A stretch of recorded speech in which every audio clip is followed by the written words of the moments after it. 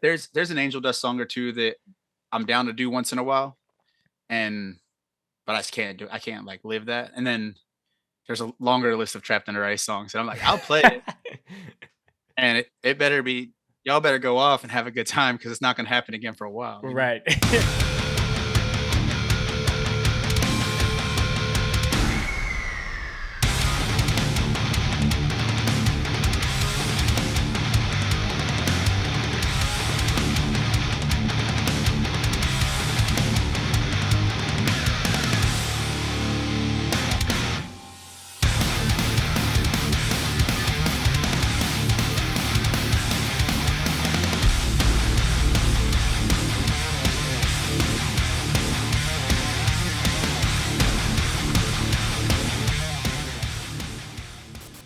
What is up, everyone? Welcome back.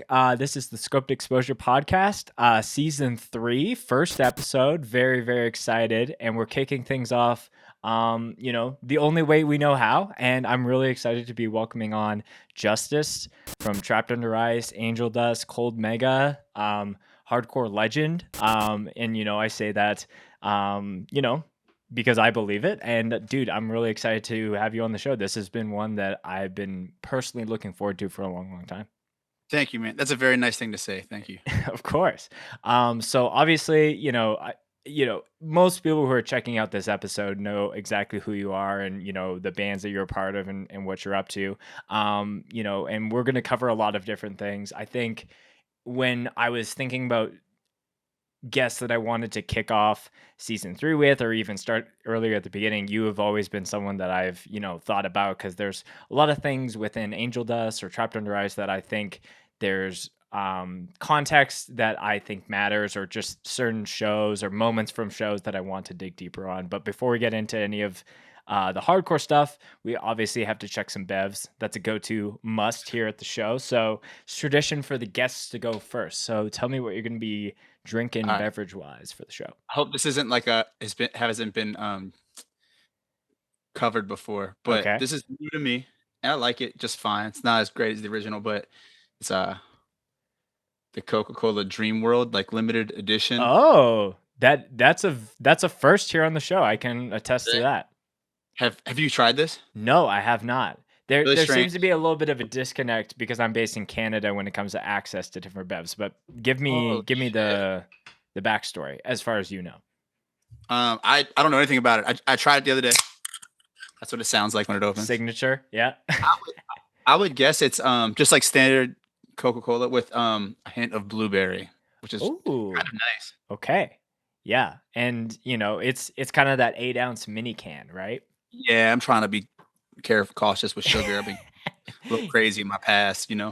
I'm blanking on his name, but the singer of Harm's Way at the time of recording this has been on his Coca-Cola soda review. I don't know if you've been watching those. It's incredible. It's hilarious that it's not even just off of specific drinks. It's Coca-Cola only, just at different locations of Yeah. fast food or gas stations. So I Dude, appreciate the nicheness of that. he's so loyal to Coca-Cola. It's funny. I like Coca-Cola overall for sure. Like, um, my grandma was like real crazy about it when I was a kid. She had a fridge just for Coke, and like it was a certain temperature, so like you would get just a little bit of frosty on top, like a little slushy. Oh, okay. It was crazy. If you like came to my grandma's house and you were drinking any like soft drink that wasn't a Coke, she would ask you to leave. She'd be like, "Oh, that's crazy. You can have that on the porch. That's fine."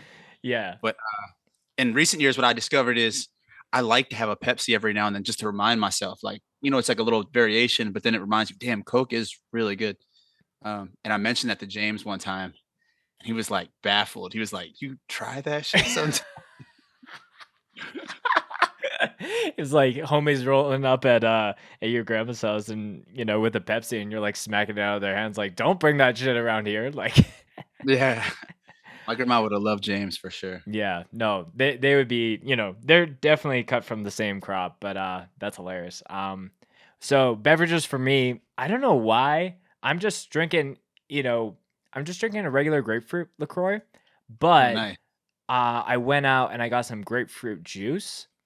And I've never just got like a jug of grapefruit juice before. We're like me and my wife are trying to make some like grapefruit kind of cocktails, kind of like experimenting with some shit.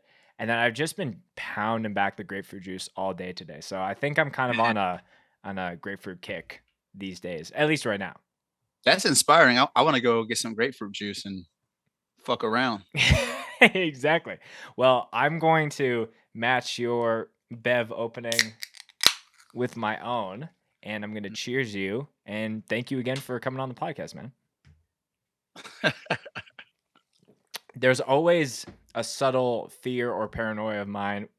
There's going to be one episode where I cheers it and it's going to be spilt everywhere and it's going to be a mess. But Life's over, man. I live on the computer. I'd yeah, be devastated. straight up. Well, Justice, like I said, there's a ton of things. I got a very healthy doc of just different things I want to talk to you about, but I always make an effort for any new guest that comes here on the show to talk a little bit about their quote unquote hardcore origin story, get a little bit of context about how they got into this whole thing. And you've done like interview upon interview, like recently to 10 years ago. So whether you want to give like the Coles Notes version or the super extended version, it's totally up to you. I just want to know maybe some of the initial things off the top of your head now, how you got put on the path that you're on.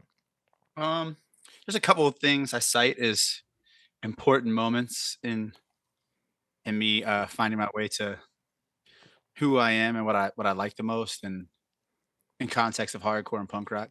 Uh, had a cousin who put me onto a lot of heavy music when I was a little kid. I like looked up to him a lot, and he put me onto a lot of New York hardcore and some of the Baltimore bands that were happening at the time. His name's Burl, my cousin, which is a different name. We all have unique names like that. Right. And then just got super involved. I had some friends. I always cite specifically this show that happened at Sidebar.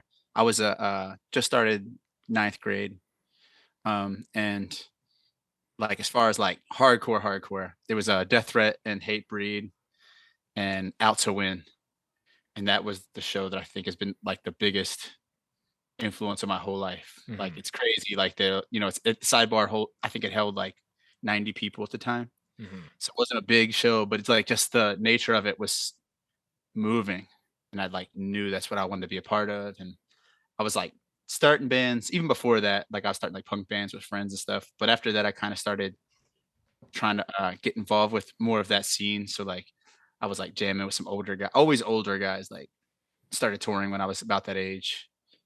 Um, and then after high school, that's it. Like just like going to our friends and saying, "Oh, when I get home from this tour, I'm gonna start doing this kind of work," and um, just never ended. I'm still there, being like, "Yeah, when I get back from this tour, I'm gonna do that." It's like, Right. I do like the you're just adding in like the show capacity that was so monumental for you was like 90 people. And I feel like yeah, that is something that I always remind myself if it's a show that I'm putting on or just filming. It's like this could be the most pivotal or most important like origin moment for, the random kid in the room that I don't know their name, but like I might yeah, have seen them at a couple shows. So I think yeah, it's cool that it's not like yeah, I'm, there's plenty of people who've come on the podcast that it was like this specific year of This Is Hardcore, this specific reunion of this band was my first experience that like really changed the game. But like it can be as something as small as like, oh, we're just kind of doing a 90-person show, and you know, it's a reminder for me to never phone it in when I'm playing or doing anything like that because it could be really yeah. important to someone. Like we're like at an interesting time where hardcore is more accessible, and as touring musicians and in on the industry side, we tend to look at like numbers and use that as a way to justify what we're doing and how much it means to people. But that's kind of what always was cool to me about hardcore is like I see videos all the time of bands playing a room to, I mean literally sometimes to 30, 40 people, and it's real and it's authentic, and there's people that are taking something away from that that you can't find anywhere else. It's Totally. just as important as the sold out, like turnstiles playing fucking arenas right now. It's like that shit means the same, if not more, to people in those small rooms. It's like more personal, if anything. Hmm. Yeah, and I think like one thing that was kind of interesting to me, like preparing for this podcast, is like, one of the questions you had like a really short excerpt from, obviously, outside of doing this podcast, I also film a lot of like live bands, and Sonny from Hate 56 has been probably one of the biggest inspirations to me as far as how I want to get involved in hardcore in addition to playing in bands. So I remember when before I was even doing it actively, there was like a little self-made documentary that he did, and there's like a little interview with you where you were talking about how, um, you know, you were just talking about how Sonny has documented like Trapped Under Ice and Angel Dust, and how like, if you had a 15-year-old daughter or son, you'd be like, daddy doesn't have a nice car, but like here's all the proof of what I'm doing as well. So it's kind of that like that kind of funny thing where just kind of showcasing the history of like, Turnstile in your example being a really really small band, and now it's being blown up, and kind of the same Yeah. trajectory with a lot of your bands as well. That's a great point. I don't think there's a lot of bands on that level that you can look at, especially for as long as Turnstile's been a band. I think they've been a band about 10 years. And it's like, who else can you do that with? And there's all these legendary bands. And ironically enough, talking about Hate 56, the first thing that pops in my head is Rage Against the Machine, or like Inside Out, which was Zach De La Rocha's hardcore band. Right. And it's you can't find a ton of footage of that shit. You can't find a lot of footage of early Rage Against the Machine. It's funny because Sonny's even digging that shit up and Right. making it accessible. But having Hate 56 is like really a cool thing, and what you do is really a cool thing. I like that you said that he's an influence. That's cool because he's been such a part of our community where I live. I've been seeing Sonny around since we were kids, and he's been doing exactly that for so long and getting better at it. And uh, it's very inspiring to me and a lot of people where we're from, for Mhm. sure. Can I tell you a very quick Sunny story? So, Love it. there's a regional fest that happens up here in Canada called Wild Rose Hardcore Fest, and they've brought out Sunny twice now to film. And as someone who's also filmed that festival, this year I decided to take the year off filming because I was like, Sunny's going to be up here and doing it, and I had my own festival weekend later, and I was like, kind of like stripped really thin when it came to that, so I had to like. I think it would be better for me to take this year off. So I messaged Sonny a few weeks leading up, and I was like, "Hey, like I don't know if you need a hand. I'm cool just to like let you do your thing, but like if you do want like an extra angle, a manned camera for any specific sets, like just let me know." So he was like, "Yeah, let's definitely do that." And that was like bucket list shit alone, just to be able to get that opportunity to like film Cool. alongside of him for his channel. But the thing that Mm. was really funny is that two of the sets that we were filming were Zulu and Knocked Loose, and Knocked Loose being the headliner, and Zulu being direct support. And like definitely, I think it's the same with any band. Like you kind of start mimicking and copying people, and then you start to find your own kind of way of doing things. So when I started filming shows, I would definitely do like Sunny was my only reference point, and then I found my own like way of doing it, and packaging it together. And so the filming, I was like, yeah, I hope I'm giving you like enough whip pans and like all like kind of the terminology I've learned over the years.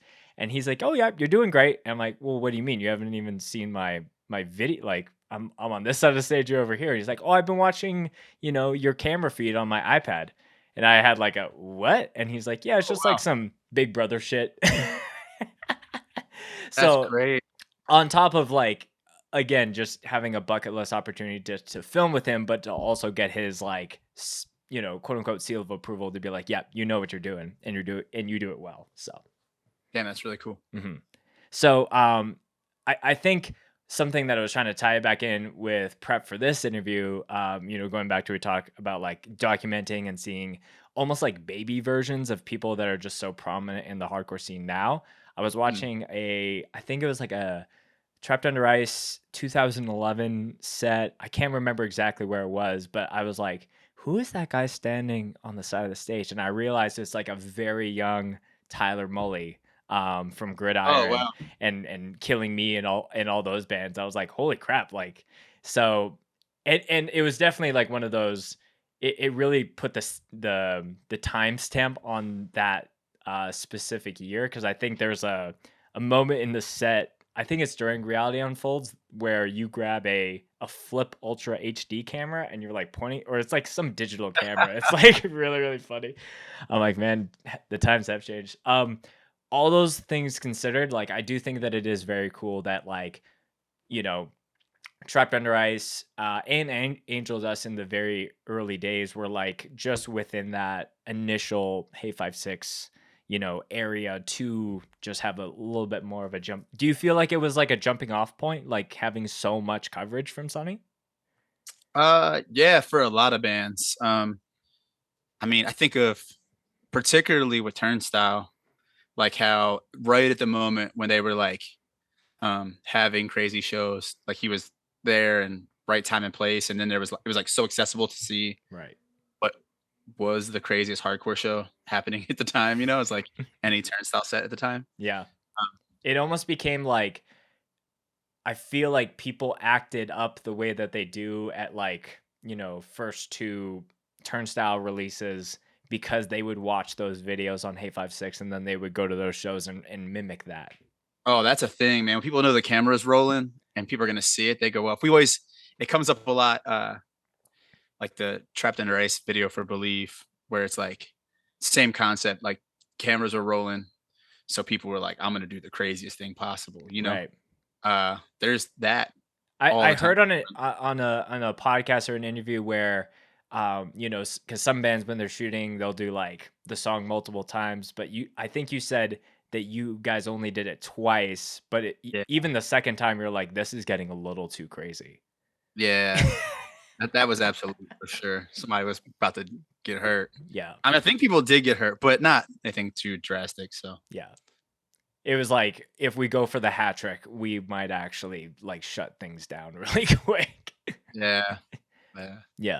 Yeah. Something that I wanted to clarify or get some more context as well. Like we don't need to go necessarily all the way back into the early beginnings of Trapped Under Ice because you've told that story multiple times. But naming the band after the Metallica song Trapped Under Ice, Mhm. I heard a video where you were talking about that wasn't a conscious decision, but more Yeah, like unconscious or subconsciously. Can you talk a yeah. little bit more about that? I mean, like, we were just obsessed with Metallica and Biohazard. Like, me like, Sam is, you know, one of my best friends in the world, but particularly at that time, we were, like, inseparable, Mhm. and we were weird. We're, like, both obsessed with, bodybuilding and, like, some things that, maybe people around us didn't think was cool, so we, like, would spend all day, every day in Sam's garage lifting weights and, like, learning how to lift weights properly. It Mhm. was hot, so we were just always in our underwear, spotting each other, sweating on each other, exclusively listening to, Metallica, Biohazard, and then Marauder probably a little bit later, Mhm. in those sessions. But, yeah, like, never once were we like, "Let's name ourselves after the one Metallica song." We started making songs, and Sam brought it up, like, "Dude, we should call it Trapped Under Ice," and I was like, "Damn, how did you think of that shit?" And, eventually I think as we announced the show, somebody was like, "Oh, that's cool. Does your band sound like Metallica?" And I'm like, "Not really. Why would you think?"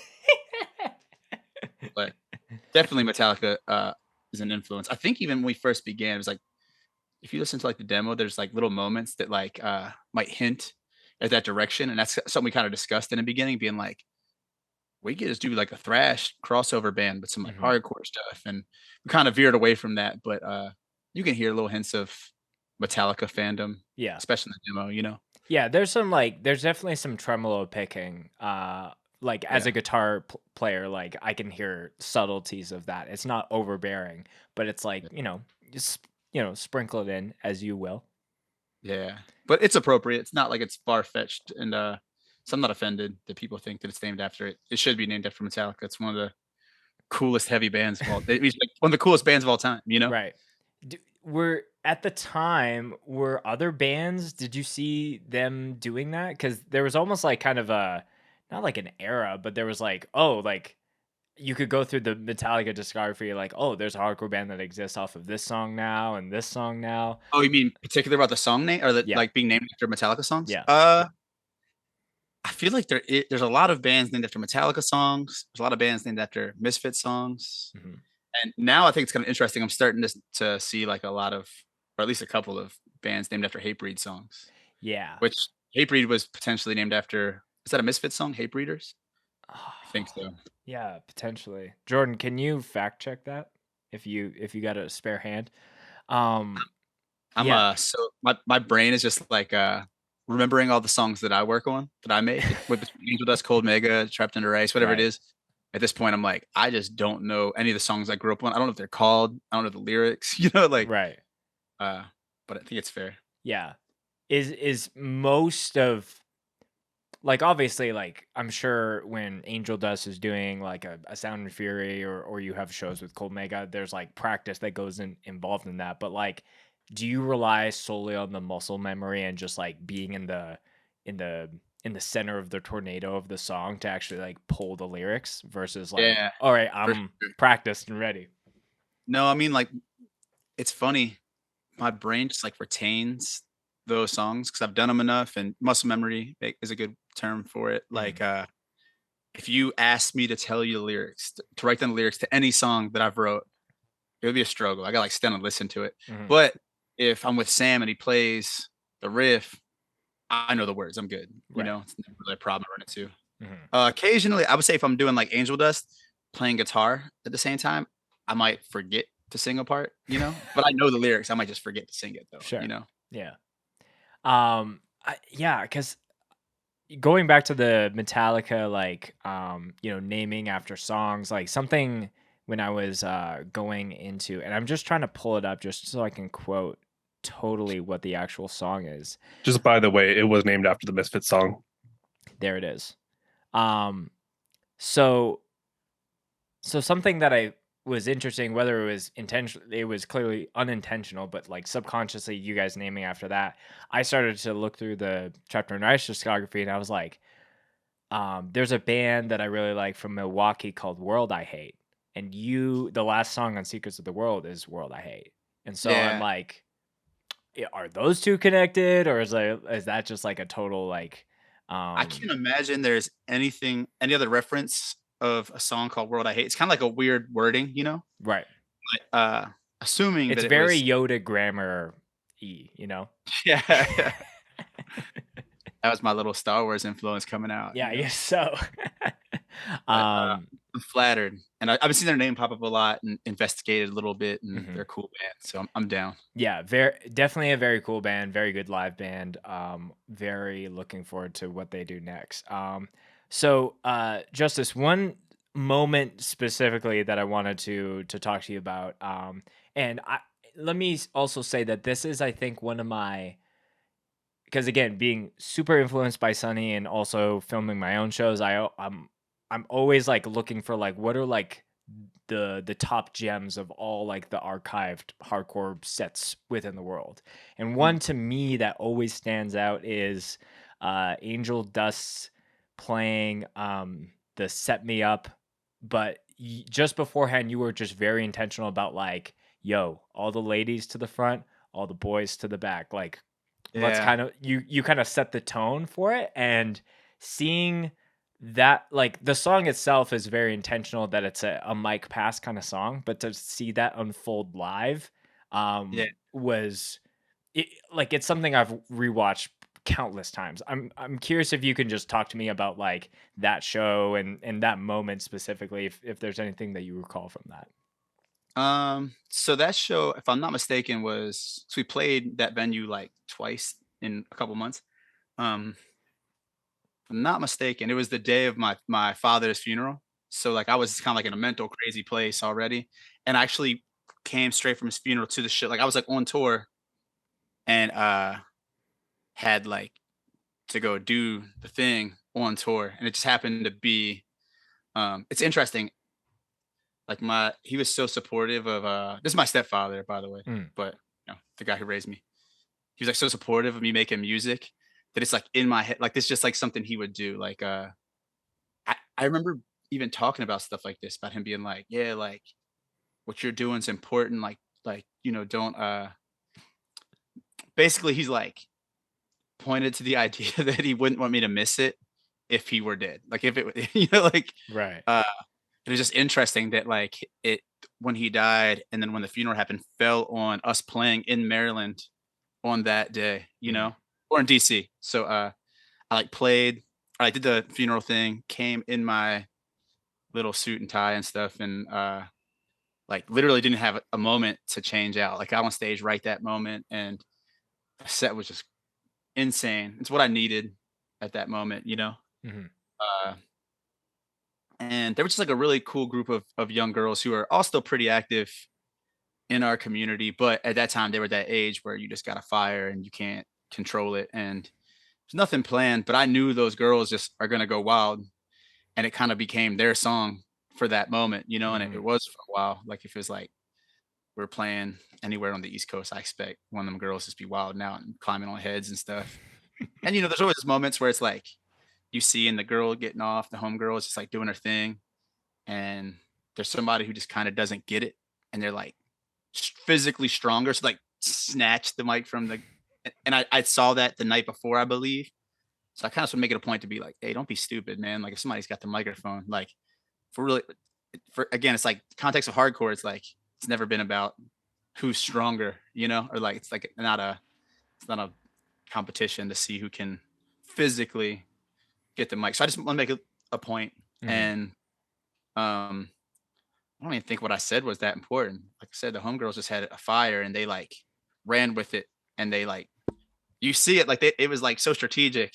Probably because these are girls that were really active in the hardcore scene, so they know that they know what's coming next. They know it's some dumbass dude that doesn't get the context, and he's gonna try to like muscle them. So they never gave him the opportunity, Mhm. and it's beautiful to be you know, a a piece of that Mhm. moment. I do think it's a really beautiful moment, but I don't think there's much I did to facilitate it. It really belongs to those women and the hardcore scene that I'm like lucky enough to have been a part of Yeah. in our area. Yeah, I think you just maybe just set the tone and then let it play out, and I think it just played out Yeah, almost like a movie to a degree, you know, like, seeing the mic being passed off, like, just line to line, almost like it would be done on the recording, it felt like, was, like, really, really cool, and just yeah, like, that's one of the there's people that will rewatch sets just because it's like super violent and crazy and there's hype moments, but like that specifically, just like it was just really cool to see that much community effort off of like happening within like a 1 minute to 1 minute 30 period of time. yeah, it was a Hmm. very special moment. I'm glad it's captured Hmm. and I get to relive it. And that's again the magic of what you do, what Sonny does. Hmm. What's what would you say if you know what would you say is like the top set that has been captured by Sonny or someone else of that magnitude, that you would, if you could only, everything else is burning down at Sunny HQ, knock on wood, because I would never want that to happen. But if you could save one for Trapped Under Ice and one for Angel Dust, what are the two videos that come to mind? Oh man, I mean, I guess really at the end of the day, like the one you just mentioned is really important to me. Hmm. Uh, Also, the recent Sound and Fury footage of Angel Dust, that was just a special show for me, and I know for everybody in my band, everybody had a good time, and it was like really that whole show was significant. But to have a little reminder of it like that, in regard to Trapped Under Ice, I don't know. It's hard for me to. Not really good at cataloging stuff like this in my brain. I like try to focus on the future and not think too much about what I was doing last year, the year before. But that's what makes having a catalog like that so special, to go Hmm. back and revisit it and like go back to that place after I've been in a different place for a while. Totally. Damn, I'm really trying to think a Trapped Under Ice set that was just really special. Um Damn, now I gotta look at the You got to look live at sec the live website. sets. Yeah, yeah. I know he's got some sauce. I know he's got some special Right. thing for sure. Well, if one comes back, well, feel free to interject and we can add that in. But I feel like that's kind of an interesting segue into just like, reflection and critiquing and some of those things. Because something I've heard on some of the interviews that you've done is just like looking back at like past material and outside of the large body of work that you've done with Trapped Under Ice or even Angel Dust, um, there's always this like thing where it's like looking back at like the first couple things that you were writing about, and you're like, oh, I actually don't feel that way anymore, or I've actually evolved in what I thought about that. Yeah. What do you think is like the biggest evolution for you as a person off of like some of the earlier songs that you were writing? Um, I think the ability to look outward, it's like when I was young, definitely was always thinking about my own, I had traumas and uh some pretty weird, rough life stuff, and it's easy to get hyper focused on that. And I still do get caught up in it from time to time. Um, but I mean, you can just it's like clear as day, like like reading lyrics that I was writing when I was younger to now. It's like that was the only thing I could focus on. And there's nothing wrong with that. That's real. It's authentic to who I am. But I just feel like that's not a progressive mindset. It's like just harping on what's wrong in the world and more specifically what's wrong about like in my life. And uh there's more important things than just how I feel. Hmm. um I don't have all the answers. I'm not trying to project the idea that I do, but just to consider other people and other things in the world is like a magical thing. And I think that's something that everybody's been growing on.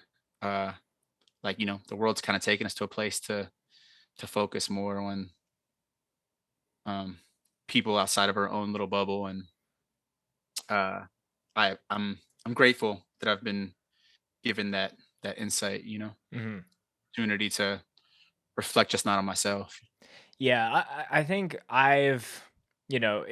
everyone can kind of joke about like, man, was I like that angry when I was writing this music before? But I think at times it's like, yeah, like that's what I was actually feeling. And now, even if my band is like playing these songs live, it's more of just like, this is just part of the art versus like, I am like I'm saying these words because like 100% believe it. It's like that is not the same anymore. Like Mm. there's people that sing about not being straight edge and now they are straight edge. And then there's people that, do the opposite. And I think there's like I think a lot of people will just put something, whether it's a demo or like an era of a band on a pedestal, and then they just like anything outside of that or any evolution of that, it feels like it's taking away from that. And really it's not. It's like that's its own thing and it stands on its own 2 feet.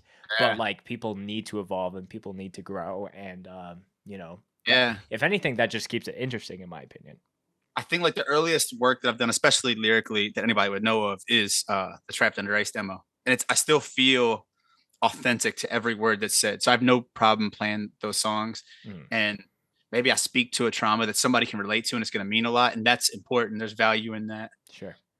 Just again, it's like I'm just not gonna rewrite that. I'm not gonna, my brain's in a little different place. And I mean, I still get angry. And I'll write about being angry too, but it's not gonna be a whole record of just I'm fucking angry. It's like hopefully a little more to offer than that. But Hmm.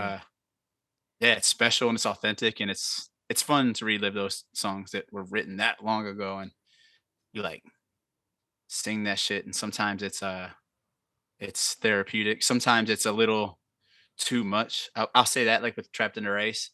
Um, like in the times we're playing, there's certain songs that I'm like, I'll do that song. I'm not gonna do it every night. I like can't do it every night, because I was in a different place and I don't want to be in that place. And if I'm singing about it, like singing is like it's what you do at church. It's like how you know what I mean? It's like a mantra. It's like um it's a very spiritual thing. And the Hmm. more you sing about something, it will make its way into your soul. So you gotta be Yeah. careful what you think about. It's definitely important. Yeah, well, that's very interesting because, like, as a songwriter or a guitar player, it's like, oh, this is just another song. But for you, it could be like, I might not have the emotional bandwidth to actually do this song again because we did it yesterday. And then Yeah. is that like a common thing, or has that only happened a couple times where you've like, do is it is it okay?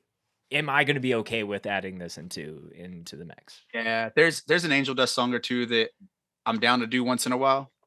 And but I just can't do it. I can't like live that. And then there's a longer list of Trapped Under Ice songs, and I'm like, I'll play it, and it better be y'all better go off and have a good time because it's not gonna happen again for a while, you know? Right. It's like the likelihood is maybe higher knowing that we can get a good response of it, but if there's no good response, there's definitely it's not Hey, definitely not coming yeah, back in the set.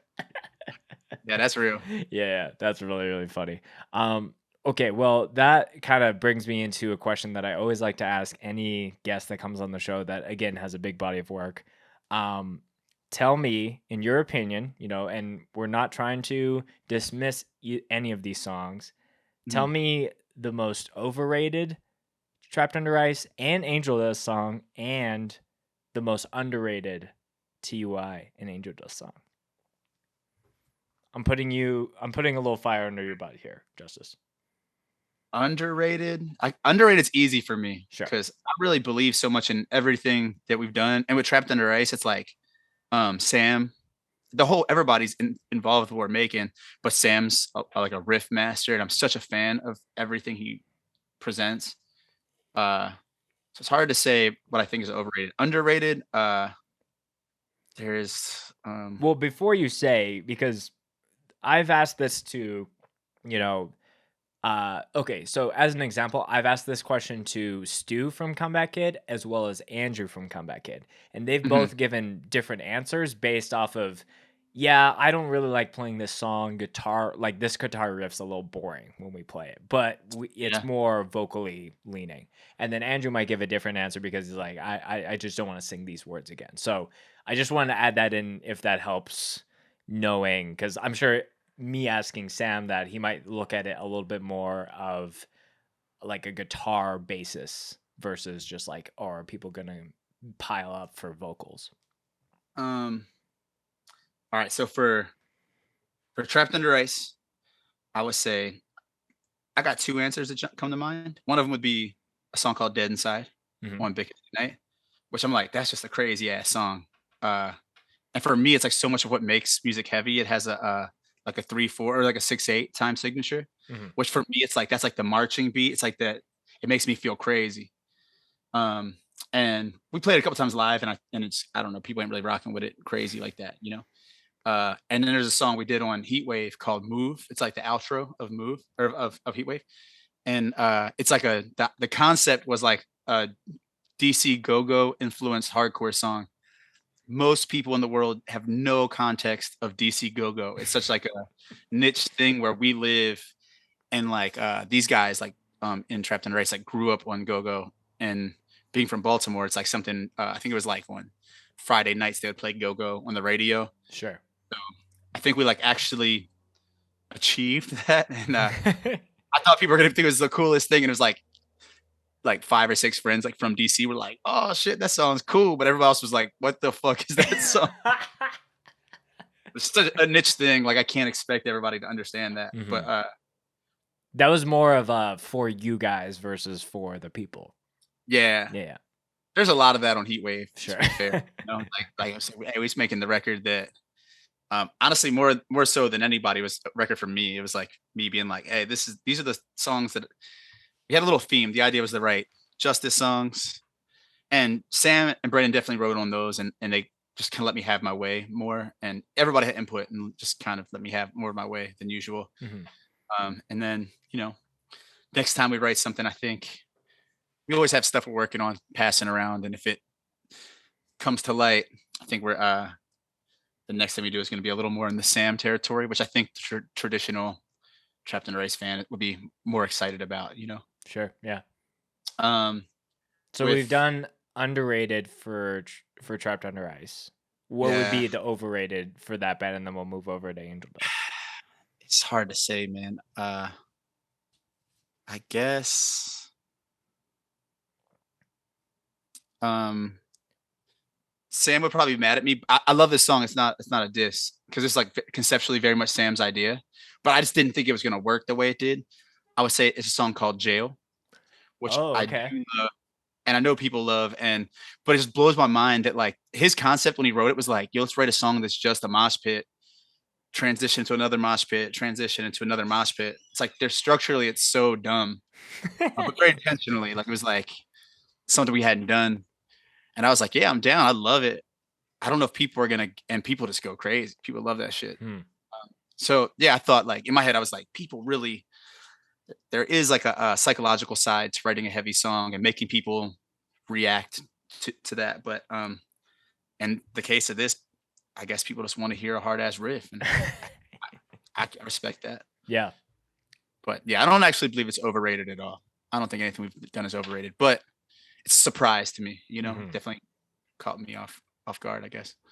Um, Angel Dust, underrated. I think would definitely be one of the songs off of Yak, the last record we put out. I would say most likely No Vacancy. Hmm.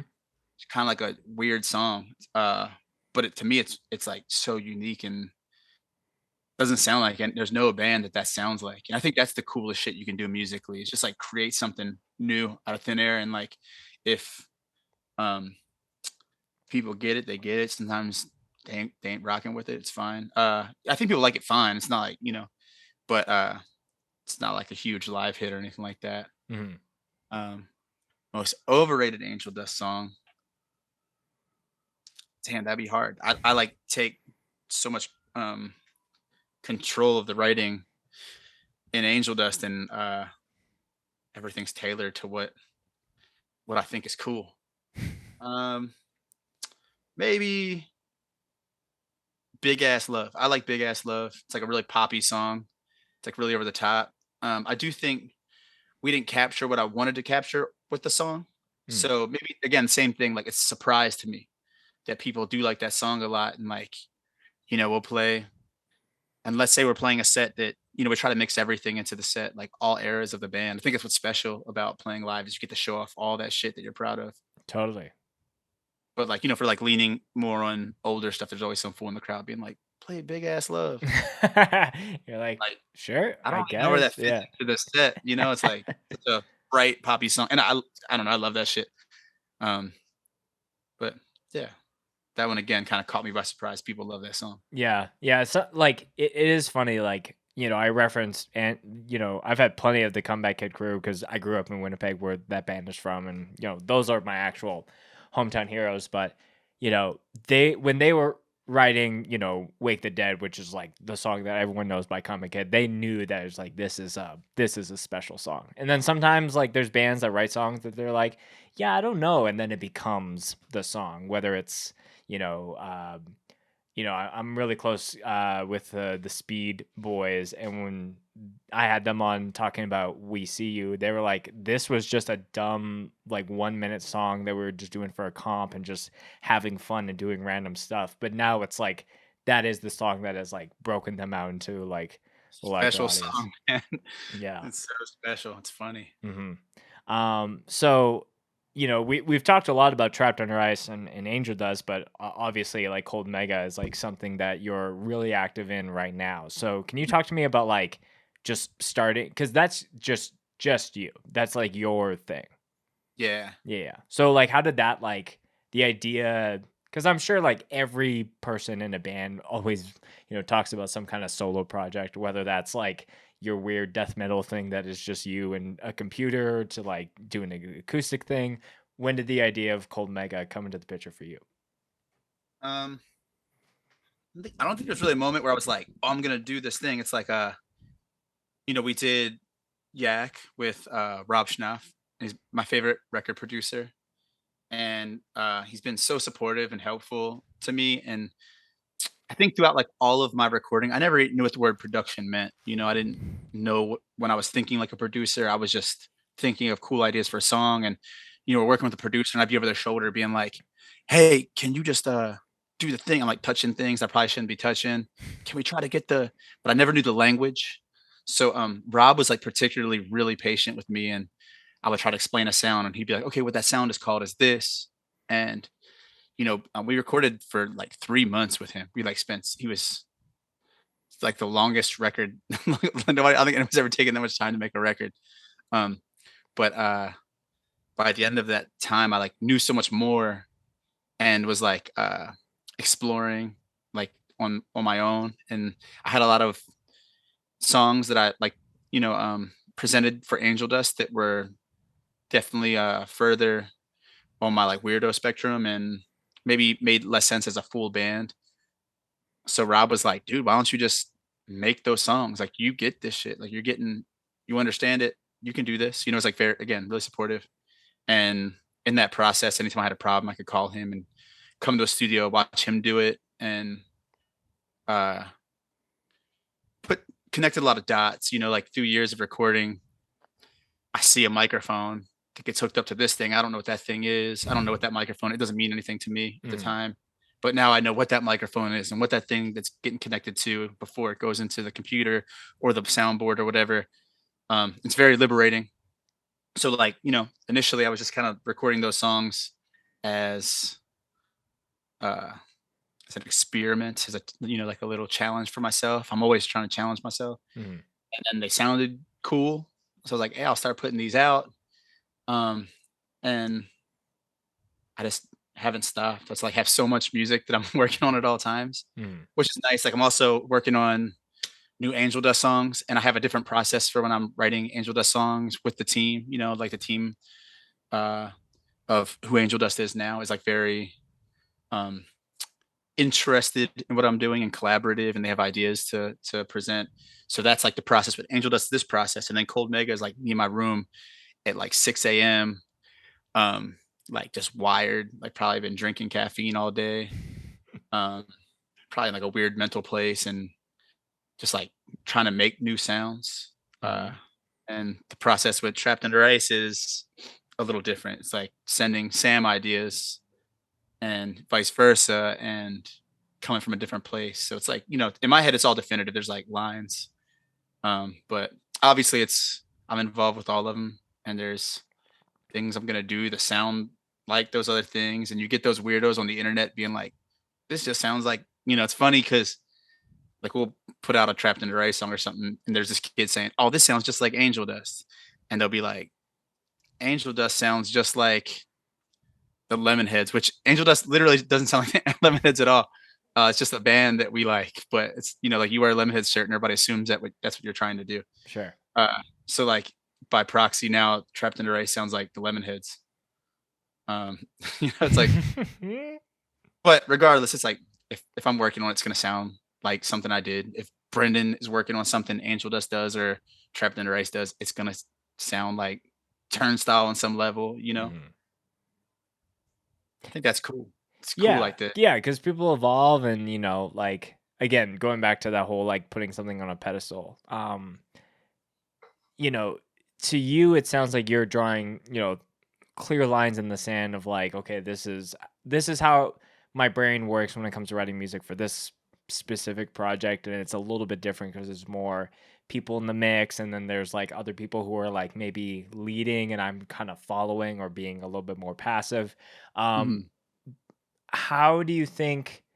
And just correct me if I'm wrong, because to me, I feel like if you are scratching just different itches when it comes to musically, like, like a knowledgeable tide, if you will, like raises all ships. So do you think like as you're learning a little bit more with like Cold Mega, that's like, oh, well, I can apply that knowledge to what I'm doing with Angel Dust or with Trapped Under Ice, or is Abs- it like, is it totally siloed? Yeah, there's like some certain production things I've learned and things that I've wanted to incorporate with Angel Dust and Trapped Under Ice in the past that I just didn't know the language to even start that conversation with a producer Right. or let alone how to do it. And now it's like, oh, I fully understand how to do those things. So like we have plans to record Angel Dust. Still not super definitive as to when or how or where, but we're going to make an Angel Dust record and I want to produce it and kind of get off some of these ideas that I have that I wouldn't necessarily use for Cold Mega. Mhm. And with Trapped in a Race too. It's like I've all these ideas about producing heavy music. Um, it's like an interesting time now. Like since Trapped in a Race has recorded a record, there's like really creative, really good producers that are doing that stuff. I think specifically Taylor Young is like push the boundaries of what heavy music could be so far, you Yeah. know? I To don't where know I'm if you like, listened to that Suicide Silence song that dropped today that he helped no, produce. It I would I'll check that out immediately because you know what's funny is I actually this is gonna sound silly, but I only just I've seen the name Suicide Silence. right. Um, I met a member too a long time ago, but it's like I've always been on my own lane and doing my own thing, and I never gave it a real chance, never disregarded it, but just like was just doing something else. And it's funny, it was like only I was in an Uber a couple weeks ago, and the Uber driver was like, "Hey, fool, you like metal? It's in LA." And I was like, "Yeah, for sure." So they put on like the metal station, and it was Suicide Silence. But you know, I couldn't tell at first, and I was just like, "What the fuck? This is insane. What is this?" And he's like, "Hey, Suicide Silence, fool." Like, you know, like put me on. So then I got in the van with Angel Dust like a couple days later, and I was like, "Yo, I don't know if you guys are into this." I'm like, "You ever heard? I want to listen to it right now." Like, "You ever heard Suicide Silence?" And I was surprised. Like everybody was like, "Fuck yeah, that shit is crazy." And like, so we're listening to Suicide Silence in the van, and I think Angel Dust in general, just like just we're in support of that of Suicide Silence. So and again, I'm a big fan of what Taylor does, so that's gonna be Mhm. really interesting to unpack and listen to that. Yeah, I totally agree. Like Taylor came on the show. You know, I've been able to do I've been able to visit and I was recording a podcast at my last job and we got to record a couple episodes at the pit. And it was just wild to like when you see photos and then you're like, oh, it is cozy small. Like it's Oh yeah, just kind of like that. But no, he's a super talented individual. Yeah, and there's lots of people that are really like really kind of help push the boundaries. So shout out to Taylor. Has yeah. has Justice doing production, whether it's like musically or even like vocally, been something that you've thought about or that you do or I mean, I mean, Code Mega is that, you know, but as far as me doing it for other people, um, I've explored, I've like, you know, riffed with a couple of friends, but I think it's really important that anything I'm doing is in line with my views of what I think a production should be. And um, I think in the cases of, I'm always down to write and riff with anybody. Like I love that shit. yeah. And but again, like production has a lot to do with your view and like your personal perspective. Mhm. And in the cases where I'm like, oh, I'm not going to be able to really put my perspective on this, you know, we just didn't follow through with it entirely. Um, but you know, I would love to produce another band. That's like a big goal. So like, I've been it's been suggested to me to reach out to you to do vocal production for my singer. And I don't think I've actually ever said that to him, nor have I said that to you. I'm just, you know, it's coming up here on the podcast. But I was like, I don't even know if he even does it. So it sounds like is it like more aggressive style vocals? yeah, I would say it's like yeah, we definitely have like I would call us a thrash core band. So we have Oh, okay. thrash parts, but it's definitely hardcore. I'll if you want, I can send it to you after this, and Yeah, you send know, me some crap, man. Like, if nothing else, I'll get to check it out. But yeah, I might have some input. You know, yeah, I don't ever want to like present the idea that like I'm like I know more than anybody. It's like a band creates a unique identity, hmm and I can't add to what everybody does. You know, it's like not like it's anybody else's fault if I don't have. But there's certain things that I hear that I'm like, oh, I get this. I come from the same place, or maybe I don't. Maybe I don't get it. Maybe I come from a different place, and I can present something from another perspective. And that's the cool thing about production, man. I love that. Like in the context of if you listen to Trapped Under Ice, like listen to Big Kiss Goodnight, and Chad Gilbert produced that record. That it couldn't have happened any other way. hmm Like it's like, and Chad. What's special about that was like Chad Gilbert from the beginning of Trapped Under Ice. When we first started, I remember he called me. that's my Oh, that's dog. a very vocal dog. Yeah, yeah, he wants to go out the door. Let's go. He wants to get on the podcast. Um, oh, but Chad Gilbert just like I got a phone call from him where we kind of started. I think it was like right after we put out the demo, and he was like, "Hey, man, this is Chad." And I remember not believing it. It's like, "Nah, bro, don't play with me on my phone. Who is this?" But, he was like he, like, nailed all of our influences. He was like, "I really hear these New York bands, but also these Baltimore bands." He's like, "I don't know if you guys are really into that." I'm like, "Yeah, of course, man. You just" he nailed it. Like, I don't think Mhm. anybody ever has just, like, told me what was influencing me and my friends while making music so clearly as that moment. So when he was like, "I wanna do the record," it made sense. He gets where it comes from. But he's also, produces a lot of pop music, and he, like, writes a lot of pop music, and he also loved pop music. And just to hear it through his perspective, through his weird lens, to see it through his weird lens, and it's really cool. And then fast forward to doing Heatwave, we had some pretty strict ideas about that, but Arthur Rizek, recorded and produced some concepts on the record, and you hear more of his brain. And I don't think Trapped Under Ice is his lane so much, so I don't know if it's his favorite body of work, but me personally, it's my favorite Trapped Under Ice recording. It's like I love his brain and what he does and how he views music, and to have a piece of that on what we're doing was Mhm. like mind blowing to me. Yeah, it's funny that you brought up Chad because I have thought about trying to go after him for a guest on this show because a good friend of this podcast, Lexi and Donnie, who both play in a band called Spaced from Buffalo. Oh, I Um, like Space. yeah, yeah. When Lexi came on, they were talking about. I think when they dropped the demo, they jokingly DM'd it to Chad. We're like, "Hey, we really like Newfound Glory. You know, if you want to check it out." And he's like, "Yeah, this is sick," and like put it on his story. And that band is killing it and crushing it right now. But yeah, it's cool to see someone from that like where a lot of people that know of him only know him from the pop punk side of things and maybe not knowing some of the through lines of the hardcore background as well. Yeah, he's a talented guy, man.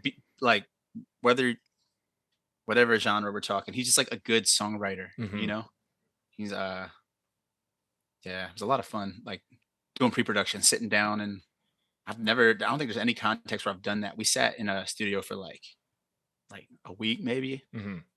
all day every day for like for a week. It's just like ripping songs apart, rebuilding it this way, trying this until you're almost sick of the song, and you start tracking it. It's like a whole different vision of the song. So Hmm.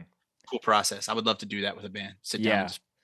But people, especially I think with hardcore is inherently so personal. Um, People get protective. Like if I say, "Hey, let's try this thing that you've never tried before in your life," and it's like you're trying to tell your story through these tools that we associate with hardcore. Um, and you really probably have built something really special, and I'm coming in and maybe threatening that a little bit. Hmm. I'm at a different place in life right now where I'm like, threaten it. Let's go. Like, come in here and challenge Right. what I'm talking about, or what I'm doing, and maybe I'll see your side. That's kind of the game of. It's part of the game of production for sure. Yeah, and I think so this last record that my band recorded, we had not our entire not all the songs, but a few of the songs I had sent to Chris Rawson from Stick to Your Guns to get his thoughts on production and songwriting. And he really like brought it from here to here. And it was like definitely like making me think about like, yo, if this song is clearly, if it's the intro song, let's make it a full intro song and not have all this stuff in between, and let's push this one to be a little bit more this way. And I feel like I think that there's lots of bands that could put out great demos and have some buzz on the internet for a few days, and that's great. But I think truly remarkable EPs, albums, whatever, requires someone to come in unbiasedly and to really challenge and push the band Yeah, and see where things go, because that it then you're listening, it's those records where you're listening and you're like, is this band allowed to do this? And it's because that producer or someone in the mix of it offered that crazy idea, and it was risky but it actually worked. yeah. One thing that I thought was fun about Chad and his process was a lot of it was like his awareness of people's perception, which Mm. um for better or worse, I don't always consider, and I do think it is an important part of writing, but sometimes I get like in my own head of being like, I'm gonna do what I want. Right. And that's not the best thing, but whatever, it's like it's who I am. But like a lot of times, like with that record specifically, there was a lot of like really pop influenced ideas that we had before we even started discussing Chad producing the record. And some of that stuff was and probably really good input from him was like being like, let's dial this really poppy thing you're doing back. People are going to expect that not just because Chad Gilbert's doing the record, but also because Chad Gilbert's doing the record, Mhm. but also because where we were as a band and we were getting more attention and we're making more moves. And like, what does a band do a lot of times, especially a heavy band? They go really far, like in the melodic poppy direction and stuff. And I think we balanced that really well. And I think Chad had a lot to do with that too, because I was ready to just get my singing on. So this might be a little bit of a topic change, but speaking of pop music, can you tell me about the Misery Business video with Trapped Under Ice, Devil in Me, and Reality Slaps? Yeah. We I were will on the say bus. one of my favorite hardcore videos on the internet. Outside of like a live set. That squad was just so fun. It was we were doing a tour with Madball in Europe and we all shared a bus, which in Europe is way more affordable and Mhm. um it's really fun for morale. Uh but yeah, we just got them playing and everybody was hyped up all crazy and I think we all discovered Red Bull around that time. So like and we didn't know how dangerous it was. So we were drinking like 5 to 10 Red Bull every night on the bus and nobody could sleep and we didn't know why. And so it's probably like 5 a.m. and we're like wrestling and we're all shirtless. And then that song came on, and I think Brendan was like lip syncing it, like just like because he's a weirdo. And Right. it turned into like, yo, let's record it. And I think we like described the concept really fast. We are um, like, we're gonna put the camera in Brendan's face for a second, and then we're come out. We're all gonna be chilling. And I think that was the idea, but it kept evolving. Like, and that was all one shot. Like, that was the first and only time we shot it.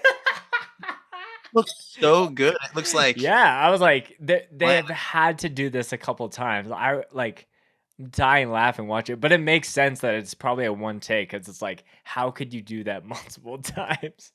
Yeah, those guys in Reality Slap and Devil and Me, they're Portuguese bands, Mhm. and they're just so smart and creative, and they just made it look so cool. I like there's like little concepts that unwound while it was happening. It was like, all right, the camera's in Brendan's face, and then somebody just pulled their shirt off, and everybody's like, take your shirts off. The next clip's all of us with our shirts off or whatever. And it just looks such a stupid, simple concept, but I'm like, Yeah. that looks cooler than a lot of people's real music videos. Yeah, and it's just a one take. It's nothing fancy. Yeah, It's funny, like you said, like there's for this half of the chorus, it's like really ridiculous Brendan faces, and then like the second half is just like stone cold killer, like just so hard. And then people are like going off and like wrestling each other, and then everyone's chill. Like the organicness of it is just like it's so wholesome. But yeah, yeah. when I I was mean, the like, last clip where everybody's shirtless and wrestling, that was like the majority of time on the bus was just Mhm. like everybody drinking Red Bull and wrestling and shirtless and yeah. are you still like messing with the Red Bull? Oh my god. I like have like a bad relationship with caffeine in general, and it probably honestly stems from that point in my life. Like I never drank coffee or anything, and then like That was ground zero. stimulants, yeah. Dude, like I think it was after that tour, I went home and I was having like my heart hurt really bad. And then I went to the emergency room twice. Oh God. And then I went to like a specialist and got like EKGs and all this stuff. And they like were measuring stuff with my heart. And the doctor came to me and was like, I need you to come correct about your drug addiction. And I was like, I was like super into straight edge. I was like, dog, I'm not on any drugs. And he was like, you need to tell me the truth. You're going to die. Your heart looks really bad. If you keep living like this, you're going to die. I mean, Fuck. specifically, he said, your heart looks like a 60-year-old man who's been abusing cocaine for a long time. The way it's beating. I don't know if he's like trying to scare me or what. But that was Right, the you're like, bro, I just had 10 Red Bulls today. Like, chill. well, I still didn't even know that Red Bull. So in Europe, they have a lot of like energy drinks they give you that are not necessary. They're not Red Bull. It's like weird brands. Sure, And we are drinking a lot of that and Red Bull. And I didn't know there's a connection. I was like, it's just this new breed of really tasty soda. sure. And I like told the doctor, like, I'm not on drugs, man. I drink these drinks a lot. That's all I do. Mhm. Like, what are the drinks? And I'm like, I think like Red Bull and Monster, it's like probably the same category of he's like, okay, how many do you drink? And I was like, probably about 6 every day. But if I'm partying with the homies, like 10, which is crazy to even think. It's Can't crazy. believe that. He's like, oh my God, you're gonna die, man. Like, do not do that. And like since then I've like after like I stopped drinking that, I started drinking coffee, and the coffee's not really rocking with me. And then, like I'm way more conservative now, but I'll like spoil myself. If I'm going into the gym or something, or like Right. about to play or something, I'll have a little bit of Red Bull. I don't even think I try not to drink a full Mhm. can of that because that shit fucks me up. Yeah. Yeah. There's been a couple. Have you ever had a bang before? Yeah, that's the one I'll do pre-workout Yeah. Yeah. sometimes. There's a couple people that have come on that have told they're like, I like chugged a bang, and it was my very first time having it, and I felt like I was gonna die. I actually was kind of humoring the idea of drinking some kind of stimulant during this interview and seeing where it goes, Hmm. or during this podcast, and it would get ugly. I would turn into a real freak for sure. I get like real weird, and like all the worst decision making moments of my life I can like cite as moments where I was drinking too much coffee or Red Bull or something, and then I end up like doing something stupid, like punching somebody in the face and getting in Yeah. trouble. I will say one of my favorite interviews from season 2 was with my friend Cam. He plays in a band called These Streets, and he shotgunned a beer as soon as we started, and then I think progressed to shotgun 2 or 3 more beers. And like he's one of my best friends, and we were just like fucking just having the time of our lives. I think that there was like it's funny, the clip I pulled from his podcast was like it was very, quote unquote hardcore inspirational, very coherent. The rest of that podcast is like not any of that. It's like the total opposite, but it's like listening back, it's like it's way more comedy podcast than hardcore podcast, if that makes sense. Is there a podcast where it's like required to get fucked up? That'd be a fun concept, I think. So what is Oh, I think there's a band from Texas called Ballista, and the guitar player used to be on used to do a podcast called Six Deep, and they would record an episode, and the whole mantra was we're drinking 6 beers and we're not finishing the recording until all 6 beers are done. That sounds awesome. I'd It is. investigate that for sure. Yeah, I have to. If I get a link, I'll send it to you. Since we're on the topic of Red Bulls, top 3 Red Bull flavors for Justice Oh, Tripp.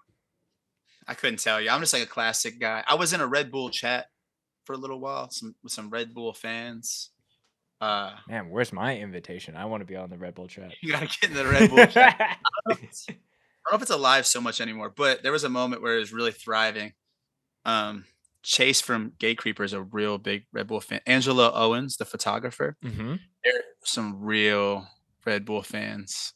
Basically the whole band gag. Yep, Just like that some checks out. Red Bull drinkers. Right.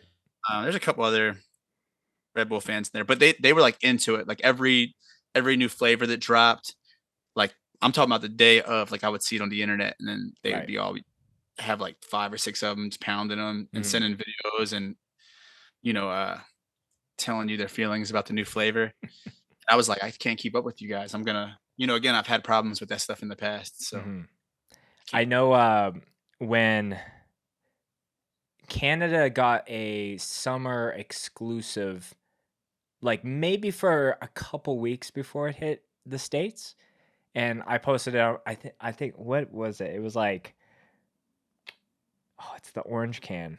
I'm blanking on it. It's like something and strawberry, and I posted on my Instagram, and I could not tell you, I was shocked by the amount of American Red Bull freaks DMing me, "Where did you get that?" And I was like last summer you guys got dragon fruit and we didn't see it for 3 months. So like Well, don't I'd love even to come try after that. me. So, I've never had dragon fruit. That sounds great. Do you remember there was one? It was like summer something. Like it was like a blue can. oh, the one that tastes like sunscreen or Yes, bug spray? people hated it, but I love that. I was into that flavor. I was down. Really? Yeah, that was a thing that's popular in the chat. Was everybody being like, "What the fuck is that?" And I'm always, I think I'm always the one who like the what the fuck flavors is like. I'm always like, okay, I, Mhm. I like this. I think I just like that's kind of like my thing is like I like new shit. You know, I Mhm. can't be like stimulated by the same shit forever. So whether it's like food or like music, art, whatever, I'm always looking for that next thing, you Yeah. know? And it's almost like you feel better about liking something when no one else likes it. I probably have that. Yeah, I Probably got think that is you because I think that. you're the only person I've met that fucks with that like heavy. Yeah. It's like Nobody else ever confirmed that, you know? So yeah, it's so funny because there's so much bev lore in my life. Like, big. I drink so much liquid death. I'm sure you know what that is, but like I drink so much of that people think that I am straight edge. It's like no, I love canned water and I just do all that. Um, my is there a band. straight edge association with that? What's that? Is there like a straight edge association with liquid death? No, but I think it's just like this thing of like, oh, you're drinking this because you're not drinking a beer. And it's like, well, Okay. no, I'm just drinking this full stop, Yeah. you know? Or it's like not available or whatever. But my band, like going back to Red Bull, my band has a tradition for every show where someone will purchase, because we're a 4-piece, so someone will grab a 4-pack and then they have to give some kind of toast before we go on stage and kind of Oh, that's nice. down it to hype it up. So it's funny because as members have come and gone, certain preferences of flavors have like rise and fall. So like, there was one point in the band where everyone fucked with watermelon and now it's like a 50-50 split. And so it's like, oh, if I get watermelon, like we might have a bad set because half of the guys will be grumpy about it. Justice, a couple other things that are a little bit more just we're gonna jump random topic to topic, and the misery business video was one of those. Um, can you talk to me about Lee from Trash Talk pulling a pipe down?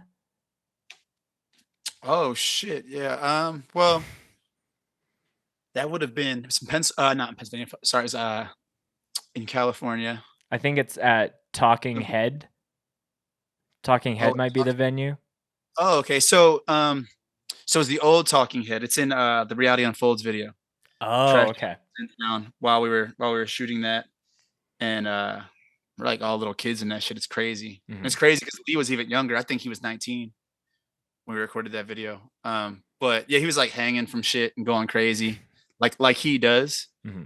And I think there's never really been that person in Baltimore. So everybody, people do crazy shit, but nobody does like no acrobatics. Like we'll just it's like big guys fighting and stuff. That's like Yeah. kind of at least was the vibe when I was young. So he was like hanging off shit, jumping on people's heads, going crazy. Um, I don't recall if he took down the actual pipe, but that it seems feasible. He definitely was swinging from there. There's a piece in the video where you can see him swinging from the pipe and Mhm.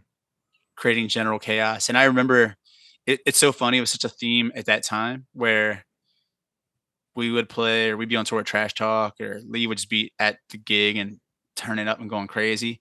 And somebody in the room wants to fight Lee. Like it's always a thing. And like Lee's like, yeah, whatever. Like I'm down. And then the rest of us are being like, nah, it's our friends. We can't. See, like Mhm. always get in the middle of all this shit.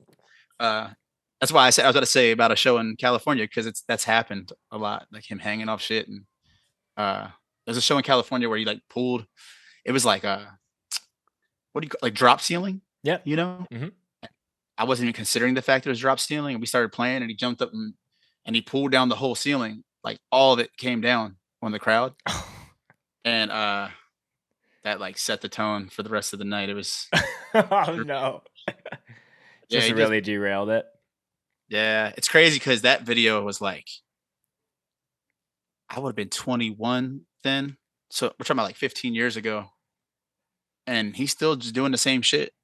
Hmm. Like he's still just jumping off of shit and doing acrobatics and flipping on people's heads and pulling shit off the ceiling. Hmm.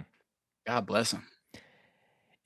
Yeah, it is always funny that most scenes will have, the group of the people that are like real crazy, but there's always one person that like takes the cake of being like an actual freak. Like Yeah, it's like, oh, that guy has a vertical that no one else can, add them all yeah. up, it's not even close. Or this person will smack so hard that you will be hospitalized. So I think that's a thing that people see. Like they'll be uh, like you've seen the No Justice last show video. I believe is You on got to Hate make Five sure you Six. watch it. No, it was. I think it was pre Hate 5-6, but Oh, okay. a pretty legendary Maryland slash DC band, and their last show is like really violent and aggressive, and the singer is like an untamed animal for sure. He's just really wild. Watch it. You're gonna be blown away. Okay. I think that video like inspired like a generation of people who wanted to be crazy and do crazy shit. And people only want to be so crazy before they're like, all right, this is gonna get me beat up or this got me in trouble and now I gotta pay for this thing. Right. It's a rare breed of people who really just are that crazy, you know? Hmm. And Timmy, the guy who sang in No Justice he's a wild man. That's it's authentic. And Lee is. And there's probably a handful of other hardcore fans who just really wild out. But I feel like there's always like some band who's like, I think they see that No Justice video and they're like, we're gonna be crazy like that. Hmm. And again, it lasts like a week because then they like one of them gets smacked or something and they're like, oh shit, I can't do that. No, it's like you ain't gonna tell Lee to stop Right. hanging on shit. You're gonna keep doing that shit. That's what Yeah. he does. Yeah. There have been certain moments where shows that I'm playing or bands that I'm booking, and I'm very specific. Like there was one show we were running behind as far as starting, and it was like the current band that I play in, it was like our second show, and it was specifically waiting for this one band that was coming from Vancouver because I knew that like their drummer, shout out to Luca, was like an animal, and I was like, I want Luca to be here for our set because it will go off if he is there.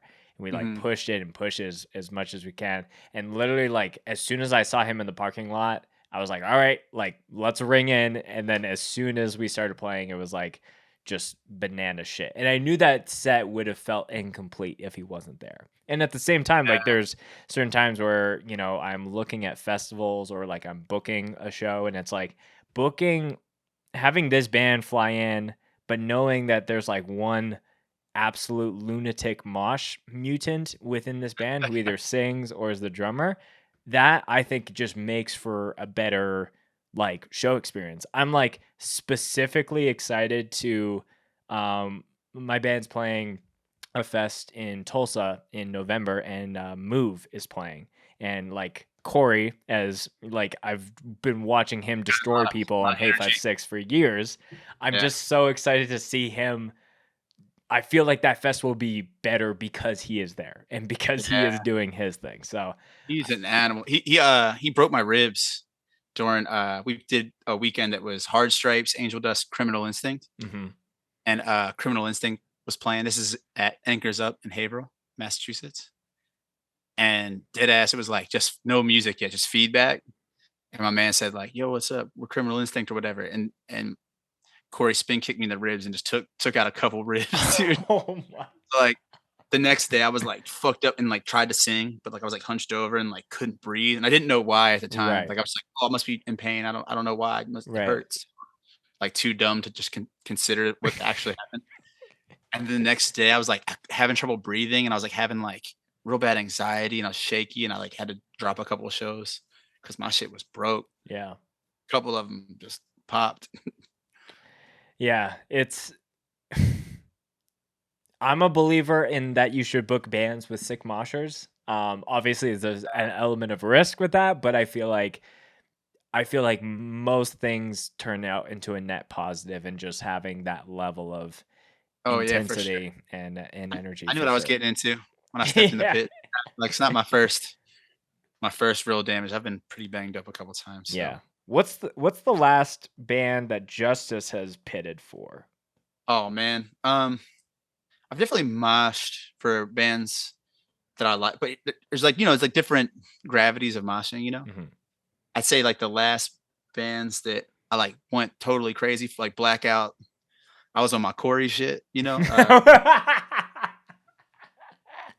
Awakening Mhm. does it for me. King Nine does it for me. Criminal Instinct does it for me. And Mind Eraser. That's always a band I say like Oh, yeah, okay.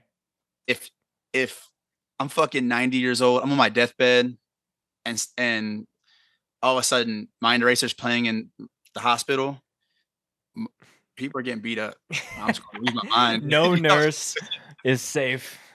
Getting out of bed, dude. It's going down. Yeah. That's really, really funny. Okay. This is a would you rather question because I've heard on interviews where you've talked about how the gold teeth that you have isn't out of like it's more out of necessity Mhm. at certain points. So, would you rather start totally fresh, have a banging new set of teeth, or you have the teeth that you have now, but you add the vampire fangs from the Big Bite video? Oh man. And I and that's forever. I value having gold teeth. I like them. It's like a it's my identity. But the vampire teeth's on some gothic shit, and that's not really who I am. Although I think that's cool. There's like motherfuckers who do that, and I think it's sick. Yeah. I guess I would go fresh smile, Yeah. and And then add the not gold really later. vampire. Yeah, throw something in there later. Yeah. Yeah. I thought it was just like, I don't think there's anyone else in the hardcore scene that has been asked so much about their teeth than you. Yeah. And then I don't know if that was intentional for the Big Bite video to like add a little bit in there Touch because on it. yeah. I think it's just like I don't think anybody's smile um has been as evolving as mine in the time because there's like you can find photos and videos of like trapped in the race playing where I'm like just missing one front tooth and I don't got no front teeth Mhm. and like half a front teeth and then I got one gold tooth and I got two gold teeth and then there was like a period where it was like in 1 year I had like a half teeth. They were like both broken half, but it was like veneers that had been broken in half. And then I got them replaced. And the next day after I got them replaced, we played a show and got them kicked out entirely. The next day, like I was like, I really just spent, I don't know what it was, like $2,000. And I've never Right. had dental insurance. This is all just like, Out of I'll save pocket. my Yeah. teeth. Um, and then I got new teeth. And then it was like 6 months later, I broke a front one and had to go get them gold again or get the first gold tooth. And then more recently, it's like, there's like a year-long period where I had a lot of different smiles, Yeah. so As your bands have been documented by proxy, your smile has been documented and the evolution of that at the same time. also, I don't know if I'm just like I think I'm just a dumbass, like, I could be like, I'm in the pit, I'm crazy, but I Yeah. think it's really I'm just like a dumbass, and I'm accident prone and wrong place, the wrong time, and I see something coming, I throw my teeth in the way to Mm. to block it, I guess. Most people do this. Justice just sticks his teeth out. Let's go. Yeah. What would be the biggest piece of advice that you would give to anyone who wants to put some some metal in their mouth? Go do it at the dentist. Like fools do it at like and don't get me wrong, there are people who do it outside the dentist and they do it in a professional way, but there's a lot of people who use metals that are not intended for your mouth. Like Mm. gold, like gold is not intended for your mouth. Dental gold, which is a combination of different elements, that's catered to your mouth. Like what I Oh, have in my mouth okay. and a lot of people use is like actually good for your gums. Like I've had like problems with my gums. Obviously, I've had a lot of issues with getting hit in the face and stuff. And gold is like healing. I think from what I understand, it's like actually better for your gums than veneers would be. Mhm. But then you have, people's, oh, like I found this spot that will do it real cheap. That shit will fuck your gums up and your breath is gonna be stinking in my face. And your gums are gonna recede, and your teeth are gonna look really shitty in a couple years. Mhm. But if you just want, like, if you just don't give a fuck about your teeth, I mean, that's a that's a weird way to live. But if that's the way you feel, then just do whatever. Right. But I would say go to your dentist and get your dentist. Some dentists won't, and just go find another dentist because somebody will. You know? Right. Yeah, I've never heard that there's dental gold and that Yeah, like yeah, like it makes sense because there's I guess there's different piercings that like your body will just reject depending yeah. on who you are as a person or the type of piercing. So I guess like, you know, that's the same when it comes to your It always teeth as cracks well. me up because you'll see people flexing. They go out there, go be like, "Yeah, this is real 24 karat." It's like, so you're a dumbass and your mouth's fucked up. It's not a bragging. It's something you brag about. Like, go get your teeth done right, dude. Right. You're basically like, yeah, I paid a lot of money. My breath smells like shit. Mhm. Like, cool, man. Like, no, it's not impressive. Is is doing that for you like a one and done kind of thing, or is it kind of like you get one tattoo and then you're like, oh, I have to get more and I need to, like do as much as I can. It becomes Yeah, addictive. I have a couple other teeth in my mouth that are veneer in the back. I had a lot of teeth knocked out, and then I have a chipped tooth and kind of in the front here that I'm gonna have to get them all a couple teeth replaced. And at this point, it's just like I'll just keep getting gold because I like it, and part of it is an identity thing, I guess, at this point. Mhm. But I just like it. It looks cool. Like I love looking in the mirror and seeing something that doesn't look like everybody else. Totally. And sometimes you take a photo of me and they just like they'll like be reflecting in the flash, and it looks like I don't have teeth, and I think that's kind of cool.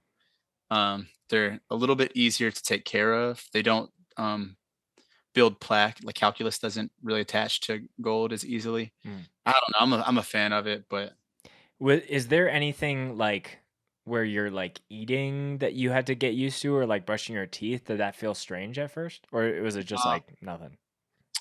it's kind of funny when it's like a metal, like if you're like mouth's open for a little while or something, or like you're eating something cold, it will get colder than everything else. And there's a Mm. moment of having really cold teeth that I actually think feels refreshing and nice. Oh, okay.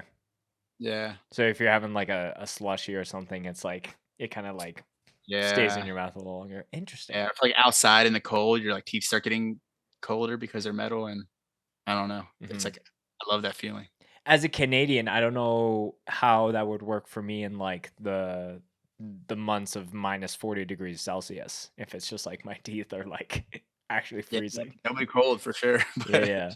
Yeah, so if you're a Canadian and you have gold or any kind of metal in your teeth, let me know your experience because I am genuinely interested. yeah, Um, I don't think I've ever shared these details of my teeth before. I like that you asked because I'm like, yeah, there's just things I think of that well, I've never. like I think one of the very early things that I've wanted to do about this podcast is like obviously talk about hardcore, but I know like people have interests in other hobbies outside of that, and to me that's genuinely interesting to talk about like, Mm, what people are doing because I feel like it kind of creates a little bit more connection points and creates a little bit more unity that way. yeah. I think one thing that I do think about is like when I was young, at least, I don't know if this is still a thing that parents tell kids, but your parents and like your teachers would be like, if you get tattoos, you'll never get a job. It will ruin your life and your career. And there's never been a moment in my life where tattoos have affected anything. I wonder sometimes if people take me less seriously because I have gold in my mouth. Hmm. I do think that's a thing, maybe. Like people think that I'm like a dumbass or something like that, which I don't understand why gold in your mouth would make you a dumb. But sometimes people treat me like a dumbass, and I have to remember. Or maybe it's like I've had those moments where somebody expresses that like they find me intimidating or something like that, and I'm like, oh yeah, well I have like gold teeth and tattoos and like lift weights and stuff, so maybe that it all contributes to it. But Mhm. I don't know. People are silly. What has there been any like weird normie interactions when it comes to your teeth that have really just perplexed you? Um, Not really. I mean, like I just kind of forget about it. It's like just it's my teeth are there, and I just like live my life, and then I'll be Right. outside, my thing, picking up the mail or somebody, and maybe the mail person's like "Ooh, I like your teeth," or something. You're like, "Oh, yeah, that's right. I forgot I have Yeah, those." yeah. I feel like that would be extra weird if you didn't. You're just like, oh, I just like your teeth, and you're like, why are you looking directly here? Yeah. The light catches them right. It's kinda hard to avoid, but Right. So Justice, last question, before we start to move towards the end. Um, have you ever done any nude photography? did you see something that you're referencing to? I, Um, I, I might have asked around and gotten some suggestions for questions. um I'm trying to upwet my Nardwar-ness for this podcast. oh, that's cool. Yeah, I did some, I don't think any of them actually showed dong. Maybe there's a little bit of dong, but I don't think any of the dong got used. There's a wonderful photographer named Molly that was living pretty close to me in LA, and we had mutual friends and stuff. And she was so cool. The way she went about it was really fun. And she was like, "Hey, would you want to do this?" And I was like, "Yeah, for sure." And uh, it's interesting because you see a lot of that where it's the roles are reversed, and you know, there's a lot of photographers who probably don't even care about photography. They just want to get girls naked, and there's probably photographers who genuinely care about their craft and want those photos. But it's just like a weird stereotype at this point, like to be Hmm. taking photos of naked women. It's like I think we have enough of that, and if you still doing that, and you better at least offer something different to the. And I think this is a great example of offering something different, like Molly reversing the roles, and the experience was kind of cool because you can feel a little bit of what a woman might feel like in that situation. Hmm. But the difference is I'm a grown man and like I don't feel any element of danger. Or I shouldn't, but you still do. You know, like you're in a Right. very vulnerable scenario and like it makes you imagine how it must be for a lot of women who are trying to get involved with modeling and stuff like that. And Hmm. maybe they're being taken advantage of in some way. But in this scenario was very consensual and cool and very eye opening. And then seeing the photos, I think, raised that question um, and that conversation at least. And uh, yeah, I think they came out really cool. It was a little weird and scary. And um, there's been a time or two where somebody's like pulled it up on the internet and think they're like gonna get me, like they're gonna embarrass me. I'm like, what the fuck do you think I am, dude? I'll do that right now on stage. You know, if I Right. wasn't gonna get locked up, I don't give a fuck, dude. Like um I don't really care about Like publicity, they're being like, oh, sexuality. I hacked your phone and I pulled this from your personal. You're like, I this is like a professionally done thing. Like It's a I did this published with work. intent, you know? Yeah, it's in a book. She made posters of it and shit, and fools have posters of it. And it's funny because 'cause I've had friends be like, "Hey, I'm at this weird party or whatever, and this art person got a photo of you naked on the wall." Hmm. I'm like, "Hey, that's cool." Yeah. Um, I'm glad I could be a part of that. But I think anybody who knows me and what I do, I knows that I don't care what you think about my sexuality or my body or Hmm. kinda put it out there and, like but yeah, it was nice to have that, and I look back on that that work of art, that piece that she did, like, that she did a whole book that was really wonderful, Yeah. and I look back on it fondly. Yeah. Well, it's always funny because like again with what's something that I could ask someone that would be like totally like how would you know that like and sometimes it's like something funny like oh this show experience and then like when I heard about the new model I'm like oh that could go a ton of different ways and I really like just like you adding in just like it if anything it like humbled you and like taught you about like what Yeah, uh a woman, even if they're not doing like nude modeling, but like even just that process in general, like taught you, and that's really really interesting. I also like how you mentioned how since doing that you would get like a random text of someone being like, "Is this you?" Because it brought me back when one of my past jobs just kind of like when the pandemic was kind of like chilling out a little bit I was doing real estate photography and a good friend of mine shout out to Nikki she's a stripper and she works at a club she's like one of the most professional people I know and she made t-shirts and I think magnets and I was like I'm taking photos of this house, and I go into the kitchen, and it, like, the whole side of the kitchen is all just like magnets of naked women. And as someone that's doing the real estate photography, That's so cool. I I'm love like, that. this is cool, but I'm gonna have to. It's gonna be a bitch to Photoshop, like later tonight, because like I can't, put that on the listing for the I realtor. want a t-shirt. That's a cool I don't know if I'm allowed to wear that shirt, Yeah, but I want to. yeah. I wanna wear that shirt. That sounds cool. But anyways, I take the photo and then I'm like, zoomed in and I'm editing things out, and then I'm like, is that Nikki? And then like I screen grab it and send it to her, like, oh yeah, that's one of my old magnets. And I was just like, of course, just randomly at one during my workday that I'm just running into one of those. Mm. But yeah, it is that is funny that you every now do you have like a copy of it at the very least for yourself? No, I don't. I wish I, like, considered, getting a poster when, they're for sale. I think somebody was at a showing. She did, like, an art show, and there was a poster, and I was like, "Grab me one." And then I was like, "Wait a second. Don't grab me one." Like, what like, that's weird to have that in my house. Like, who would see that in my house and be like, "That's cool that you have that." Like, Right. anybody would just think I'm out of my mind, you know? But again, I do associate the experience and, like, when I see that photo, it makes me feel something, which art should do as the viewer, but even as somebody involved with it, it's Yeah. makes me feel something.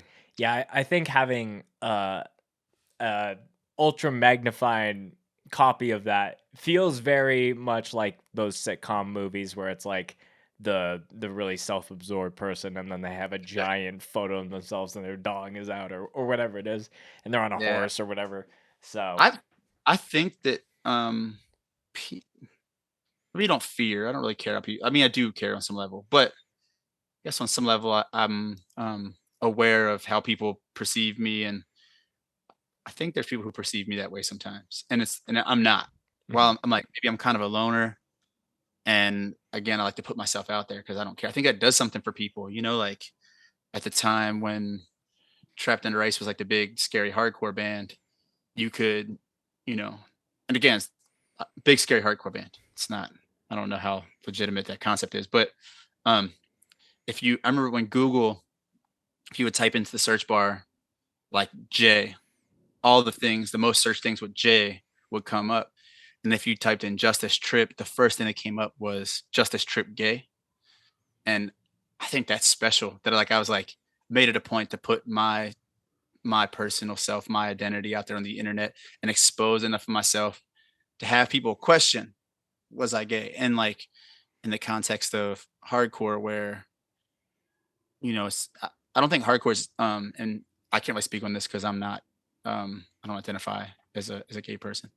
But I don't I don't know if it's ever been a place where that's shunned, but I do think a lot of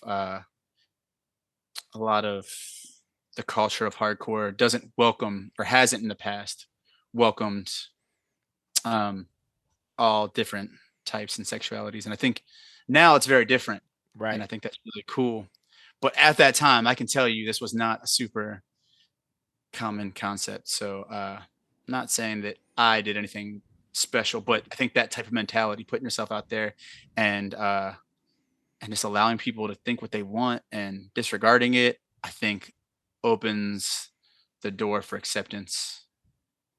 So if that ever came off as self-absorbed, I think people miss the point, but Yeah, probably no. have. Yeah, I do think that we are in a time right now where it's like it you can see so much representation of so many different levels, and it nothing feels forced or Yeah. tokenized or any of that. It's like it's just becoming the norm to Mm. have like multiple members of bands not just be straight white dudes, and I think that's like really really cool to see bands popping up that just have that, like, this is just what hardcore is now. And I think that like it's not like it always should have been that way, because I think you have to be able to course correct, you gotta lean too much in one way and then be like, okay, like we kind of have to shift to be able to Yeah. survive, right? So Yeah. I really like to see where things are now. And yeah, I appreciate you just adding that of yeah, back then it was like not like it would have been ludicrous for a band to sound as hard as Trapped Under Ice and to have a gay vocalist like you were saying. Yeah. I think when I was young, like there was I don't I think the thing with hardcore when I was young specifically, I don't think it was welcoming to anything. Like there was you weren't welcome to hardcore. Mm. You had to like fight your way into it. You know what I mean? Like and same goes for me. Like again, I've had my teeth beat out 100 times, and nobody was no actually was jumped a couple times in my life, but uh, and one of those resulted in me getting teeth knocked out. But like I, I, nobody was welcome, and again, you had to like take some beatings, you had to take some licks, and be tough to keep coming around and be accepted by everybody and stuff. And that obviously like alienates certain people more than others because there's certain people who are used to not being welcomed anywhere, and they're looking for that. They're looking for um, a door and a friendly face to enter a movement or a room or space. Um, and I think that's what's really special about hardcore now. Again, I think some people get hung up on this idea that hardcore used to be like really, um, like you know, not friendly to certain groups of people. And I think that really a big piece of it is. I'm not saying there isn't people involved with hardcore or that were involved specifically that weren't racist or homophobic or whatever.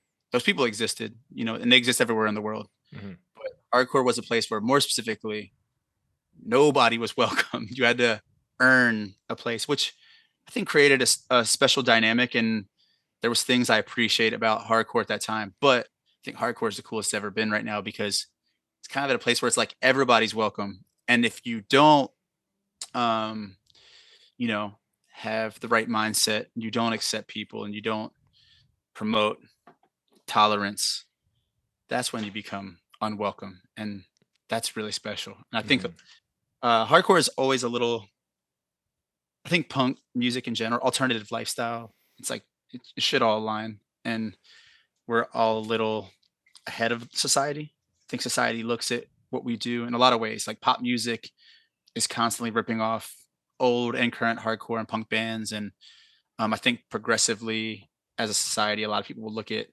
our movement and see things about the way the world could be. And, we're like a little microcosm of society, but I do think we have a lot of influence over the rest of society. So Totally. it's cool to see that for sure and to Yeah. be a part of it, even if I'm just a fly on the wall watching it happen. Mm-hmm. And like I think one of my favorite things is, I I believe that hardcore has taught me more about how to actually do in things in life and like in taking that and actually applying that into what I do professionally, what I do in my relationships, what I'm doing in my community, what I'm doing with like my dogs, like all of that really matters. And I think a lot of people can just take those lessons and they just keep them within that world. And I think it really is about just like applying that and showcasing, yeah, like people that listen to hardcore music just get built up a little bit differently, and we have a lot to offer the world and to make it better and to snuff out shit that should never exist. It doesn't exist in hardcore, and it shouldn't just exist in the rest of the world. So Yeah. I love um ending on such a positive note. Justice, one more question before we start to head towards the close. I always ask all guests that come here on the show to end with a favorite mosh related moment off the top of your head. And that could be a wholesome moment, that could be super violent and crazy, that could be something that you did or just a friend of yours that you're thinking of. Whatever's first in your head is how we end the show. Gosh, moment. I don't know if this has been taken because it's such a when you said that, the first thing popped in my head, but it's probably, I feel like, just tell me if it's been touched on before. Stickman in the Do or Die Fury of Five music video. Never. Oh man, that's a legendary mosh pit moment. Check it out if you haven't. any young viewers or listeners who might not be aware of it, the song is "Do or Die" by the band Fury of Five, and the whole vibe is just sick and insane and cool. And I think it influenced a lot of what people wore for a long time, including myself, and the way people behaved in a mosh pit, including myself. And Stickman, the singer, who's a walking legend, does a significant move, maybe just past the halfway point in the later half of the song, um, that I've seen people emulate in the mosh pit a lot of times, but never with the same style and grace. Right. Is that the quote unquote helicopter kind of spin? Yeah, I some know people. Michael of Pain of Truth. He would rock that at a lot of their live Yeah, shows, for but sure. It makes sense. in homage to him, obviously. Yeah, I feel like that aligns with the values of Pain of Truth for sure. Absolutely, absolutely. And that is wild, honestly, because this next weekend I'm going out playing a fest and filming a fest in Toronto that Pain of Truth is headlining. So I'm sure I'll see that, and then the weekend after, I will be at a fest in Northern California in the Bay that Fury of Five is playing. So I might get to witness both within Your from. Five's playing the Bay. I think Fury of Five, yes. Gonna be so fucking cool, man. I'm really jealous of you. I'm gonna just triple check that. Pain of Uh, Truth's gonna be cool too, but just Fury of Five plays so much less. I mean, I know they're active, they're playing shows, so it makes yes. sense. I just didn't know they were playing the West Coast. Damn. So